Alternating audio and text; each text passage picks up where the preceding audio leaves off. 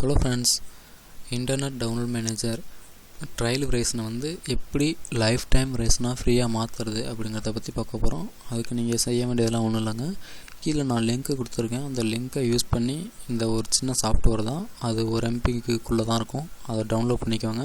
Download பண்ணி அது ஒரு ஜிப் ஃபைல் மாதிரி இருக்கும். அதை ஓப்பன் பண்ணாலும் சரி, நீங்கள் எக்ஸ்ட்ராக்ட் பண்ணாலும் சரி, ஓப்பன் பண்ணிங்கன்னா அந்த மாதிரி ஒரு ஃபோல்டர் இருக்கும். அந்த ஃபோல்டர் ஓப்பன் பண்ணிக்கோங்க. அதில் இந்த மாதிரி ஃபஸ்ட்டு ஒரு சின்ன ஒரு செட்டப் இருக்கும். அதை டபுள் கிளிக் பண்ணி ஓப்பன் பண்ணிக்கோங்க.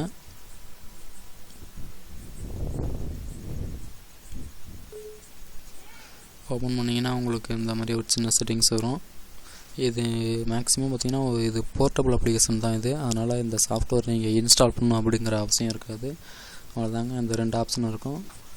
மேக்ஸிமம் இது இந்த செட்டிங்ஸை நீங்கள் ஓப்பன் பண்ணுறதுக்கு முன்னாடி உங்களோட ஆன்டிவைரஸ் நீங்கள் டிசபிள் பண்ணிக்கோங்க. அட்லீஸ்ட் ஒரு 5 நிமிஷம் டிசபிள் பண்ணிக்கோங்க. அப்போ தான் இது ஒர்க் ஆகும். இதில் ரீசெட் நவ் அப்படின்னு இருக்குன்னு இல்லையா, இதை நீங்கள் ஒரு கிளிக் பண்ணிங்கனாலே போதும். அந்த 30 டேஸ் ட்ரையல் உங்களுக்கு ரிமூவ் ஆயிரும். ப்ளஸ் அதே மாதிரி உங்கள்கிட்ட ஆக்டிவேஷன் அப்படின்னு சொல்லிட்டு எந்த ஒரு ப்ராப்ளமும் பண்ணாது.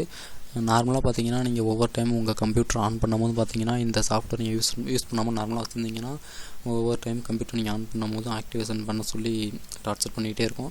அந்த மாதிரி பிரச்சனை எதுவுமே அதில் வராது. இந்த ஒரு தடவை மட்டும் நீங்கள் ரீசெட் நான் கொடுத்துட்டிங்கன்னா போதும். திரும்ப நீங்கள் எப்போ ஓஎஸ் போகிறீங்களோ அது வரைக்கும் உங்களுக்கு இது கரெக்டாக இருக்கும். எந்த ஒரு ஆக்டிவேஷன் ரெக்வெஸ்ட்டும் உங்கள்கிட்ட கேட்காது.